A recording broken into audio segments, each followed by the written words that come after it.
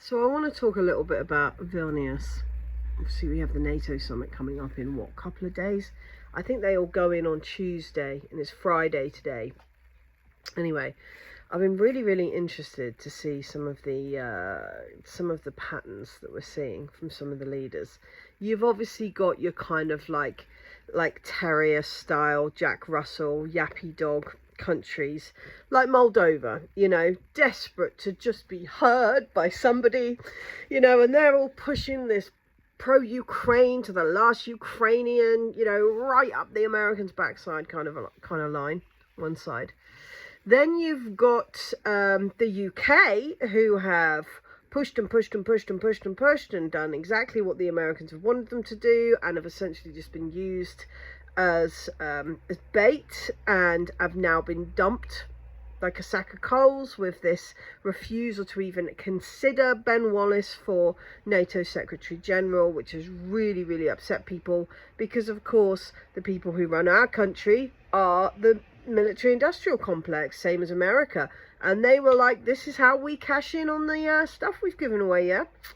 Ben Wallace becomes NATO Secretary General. He gets to decide, he makes everything, where all the money's sent, and it's not going to be us. And not just that, but to add insult to injury, they've basically said it's never going to be us. And it's come out now that the Pentagon are angry that Britain has pushed so hard for F-16s. That was a step too far, to force the Americans into giving over this game-changing military equipment, when all the other game-changing military equipment is burning on fields in Ukraine. And that's been really embarrassing for the Americans, and it's been really bad for shareholders in these companies. So the Americans are, I would say quite understandably, a bit nervous about sending more of their technology to be shown up for what it is in this battle. So you got that going on. Then you've got some countries like Hungary, who are really not on board with this NATO involvement in Ukraine. You've also got Turkey, who, thanks to the wonderful diplomacy of Biden and his people, is livid with the West. Erdogan was they attempted to push him out. They failed, but they tanked the Turkish currency. There was some real underhand tactics going on. Not just that, but both Hungary and Turkey have both had their infrastructure either directly attacked or threatened to be attacked by Ukraine, and they are NATO members. So if a non-NATO country is attacking them, then that should actually be a case for NATO getting involved in their defence, not giving them more weapons and money. You then have France, which is, more and more burning, and Western weapons that have been donated to Ukraine turning up on the streets of France in the hands of rioters. I mean, what a mess. I've said for at least a year now that filling Ukraine with weapons is a really bad idea. They were always going to come west and cause us problems. But there's even more security risks that are coming out now. And I wonder how that's actually going to go down behind closed doors, because although they don't seem to want to talk about it publicly, it's definitely surely going to be an issue privately. And that is that Zelensky, who is not a diplomat, is not a politician really, he's just a comedian, he's just someone they've put there. He has come out and said, well, I know that you've got more weapons, Bulgaria or France or Germany or Poland. I know you have, because the CIA has been telling Zelensky and his people of the armaments in NATO. Who's got what? Wow. That is a huge security risk. You can't have a partner who is telling non-NATO countries what your armaments are. That's mega, I mean, look what happened in Chechnya. They got to a certain point, they turned against the West, they joined the Russians, and now they're fighting in earnest in Ukraine against the West. So if Ukraine decides to go pro-Russia, which we get closer to every day, you know. I mean, personally, I think one of the biggest reasons Zelensky is still there is because what Russia would like is for the Ukrainians to actually get rid of him and then come forward to Russia and say that that's not who we are. We've been put in this position. Let's find peace. On the subject of peace, the Americans seem to again be arguing with themselves. I can't think of people the Americans are not arguing with now. They have issues with how Macron has dealt with stuff, which personally I think might be something to do with these riots going on. You know, Macron pushing to be closer to China, you know, doing his agent zigzag thing a little bit too well. The Americans thought they'd put him in his place.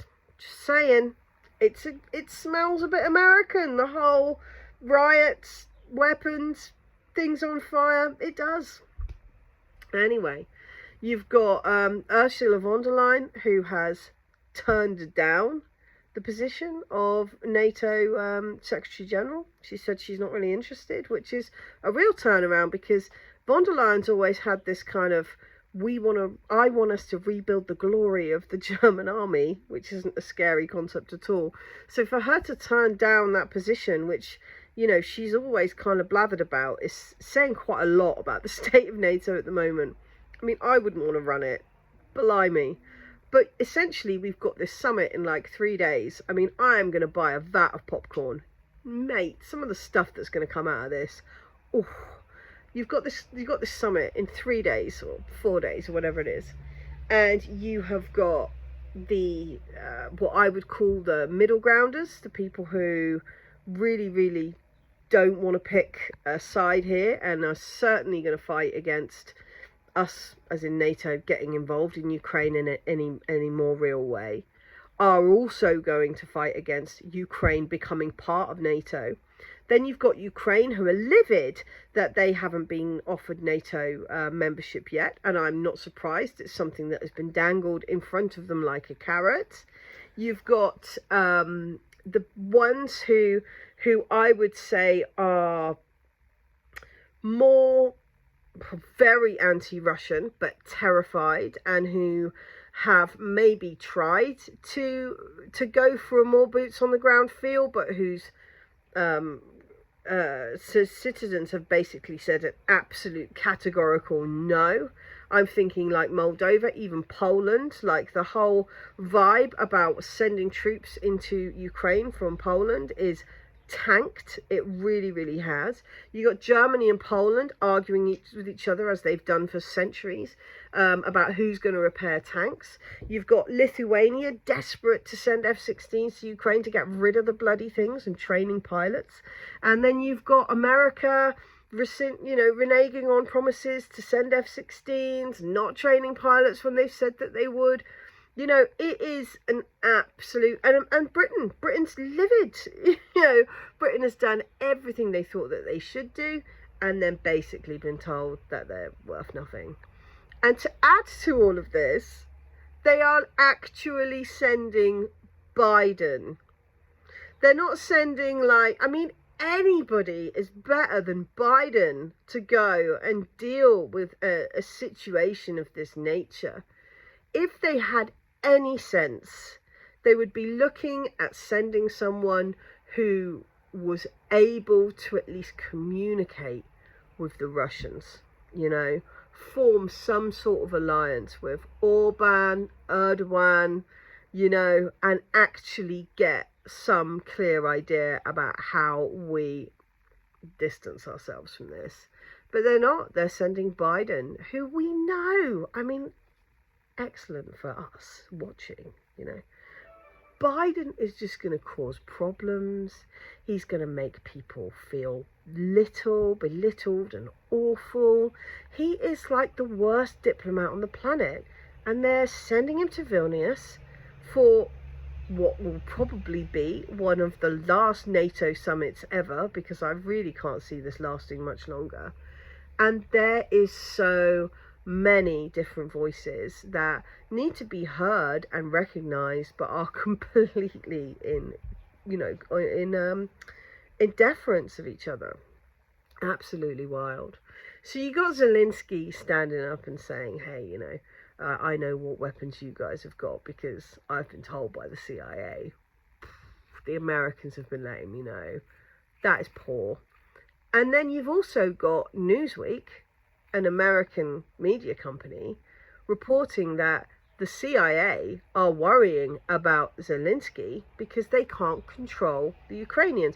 Well, shock horror. No, of course you can't control the Ukrainians. They've never been trustworthy. They've never been honest. They've always been, you know, hardcore people smuggling, arms smuggling, corruption-based. You know, that's what they do.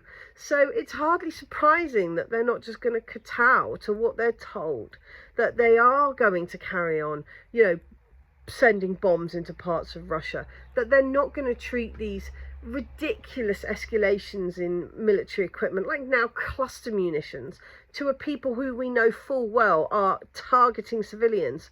I mean, what is this going to do except cause more tensions when it comes to the inevitable reality is that Europe, America maybe not, America's like on the other side of the world, they've got their own trade routes, they've got their own deals, etc, etc.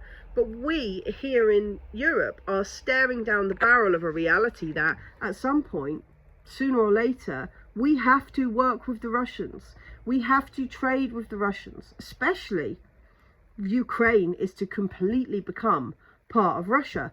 And actually, that's looking more and more likely the longer that we hear this, you know, the Czech president, the Moldovans, the Polish, you know, all of these people saying there has to be a clear way that Ukraine can enter NATO. Russia's said that is not possible. That is not something that they will accept. So if Ukraine is to become heavily controlled or completely owned by Russia in the near future, well, that's like 75% of Europe's grain and food, you know, and other commodities. We're going to need to trade. We have to.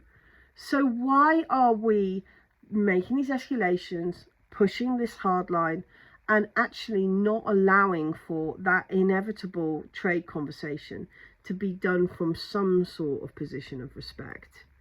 Now, I'm not saying that we stop supporting Ukraine, because I think that there's no way that that's acceptable to a lot of people in the, you know, military and whatever else. What I'm saying is that now is the time that we should be leading the way. If that's what helps you, Rishi Sunak, that's what helps you sleep at night, isn't it? Feeling like a leading the way, being the first. How about we be the first to suggest that there's some sort of middle ground here, you know? Suggest that maybe we sit down with the Russians, sit down, maybe mediate a bit with this American hardline vibe. And actually, I think if we did that, it would show great courage, and it would show that there's some strength in Europe.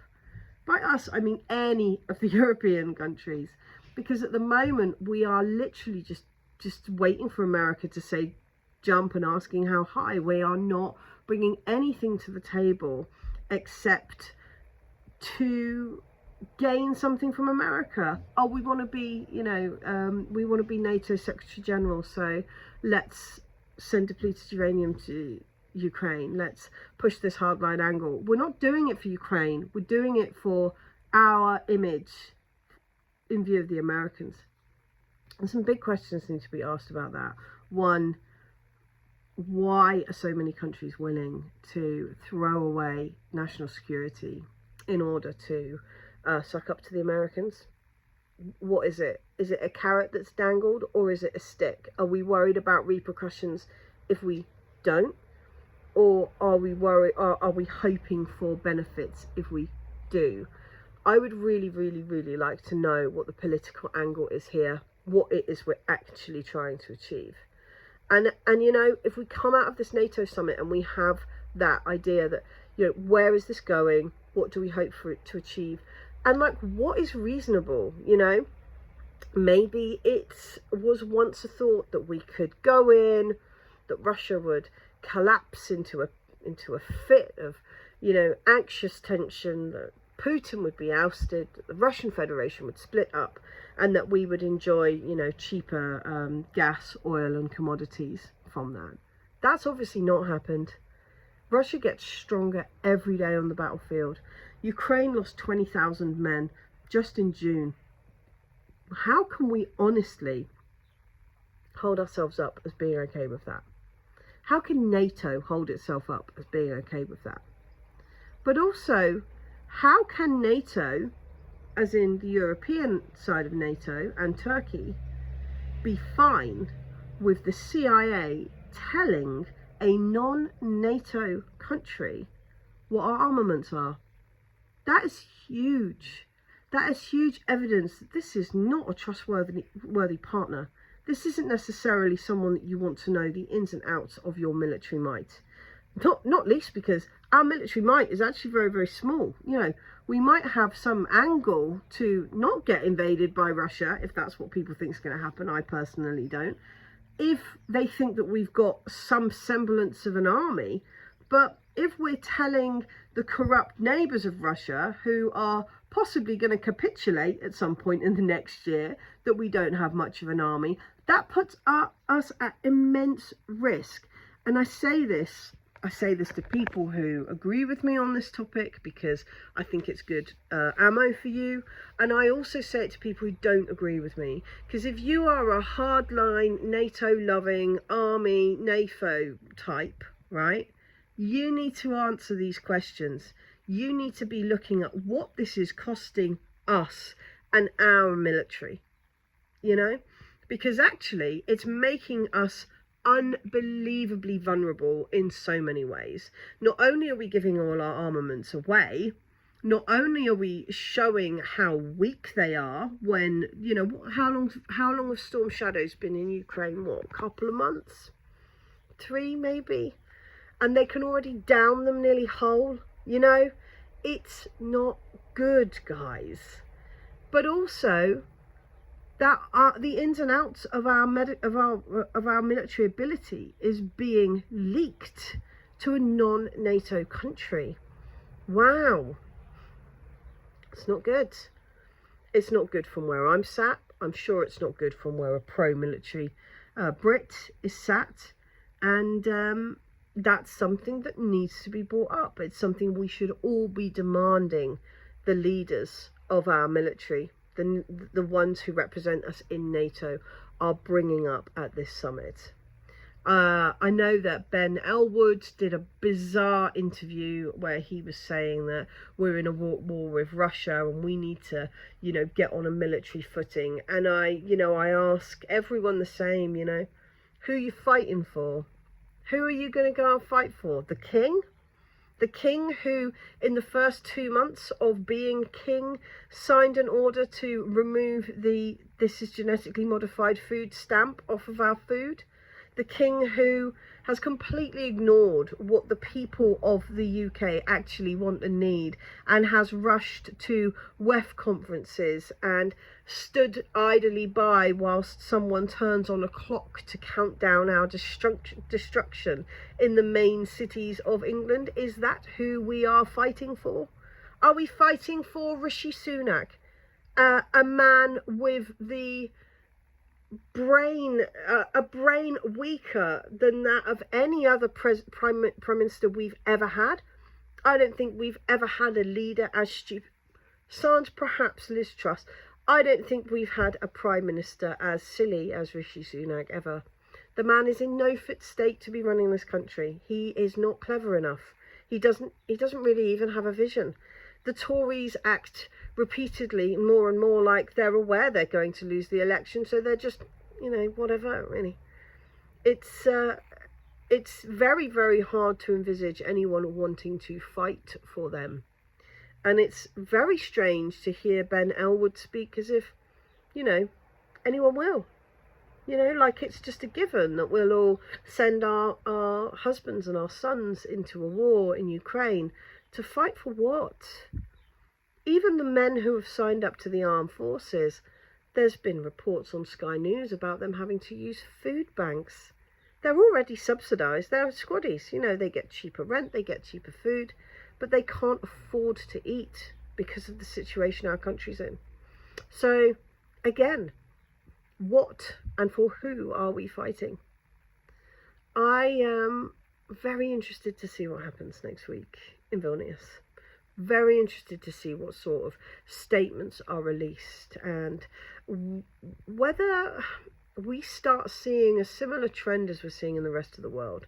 Look at what's just happened with Latin America. Now, Latin America is due to come over to a EU summit. They were asked to look over some documentation that was in reference to this summit that they would present together, and they have removed all evidence of Ukraine from it. They are not interested.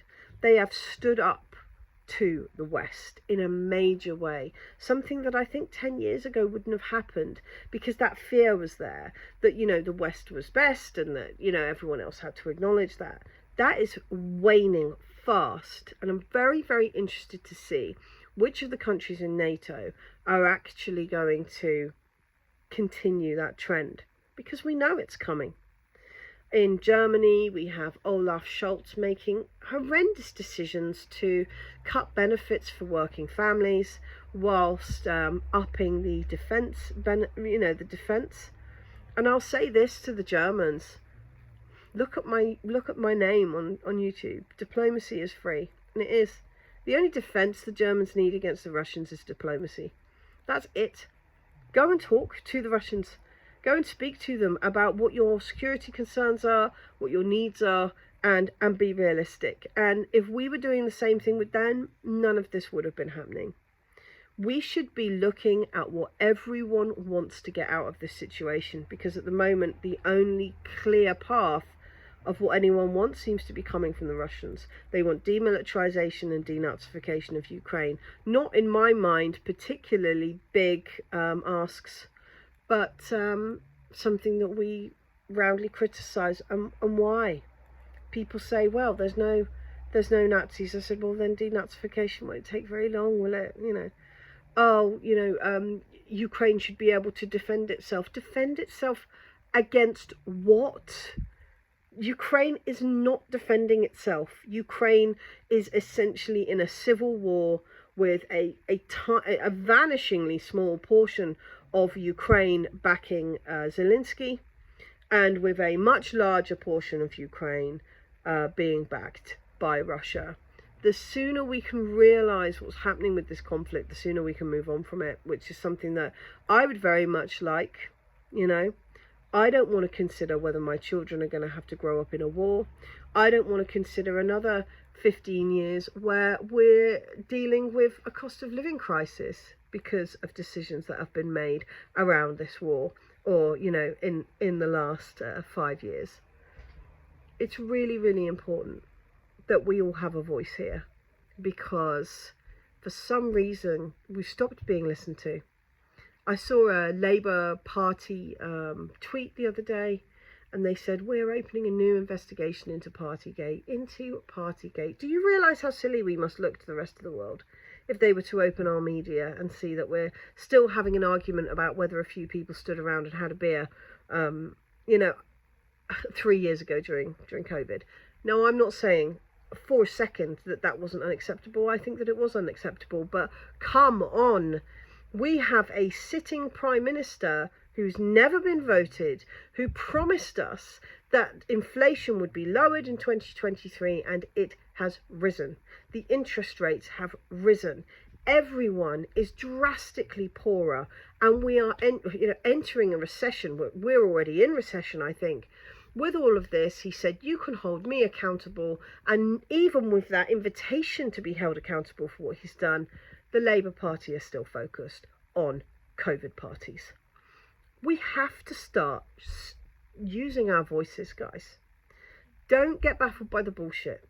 Let's all speak to our MPs, speak to our leaders, and make it very, very clear what we expect from our policies. Because at the moment, it's like impossible to be heard. I will obviously be very interested in what's coming out of this NATO summit, please do follow me on TikTok. You can find me there by searching Fiona Ryan or Diplomacy is Free, and I post there frequently throughout the day. Obviously you can find me on here. You can also help me out by signing up to my Patreon, which really supports myself and my young family and allows me to spend my days analysing news and bringing it to you guys, which I really enjoy to do. It's one of the best jobs I've ever had. Much love to you all. I've also got a buy me a coffee link. If you've liked this video, you can shove me a £5 in the pot, and I'll buy ice cream for my kids on a lovely day like this, or coffee for myself to cry into if they drive me mad, not gonna lie. Much love, and I hope everyone enjoys the weather.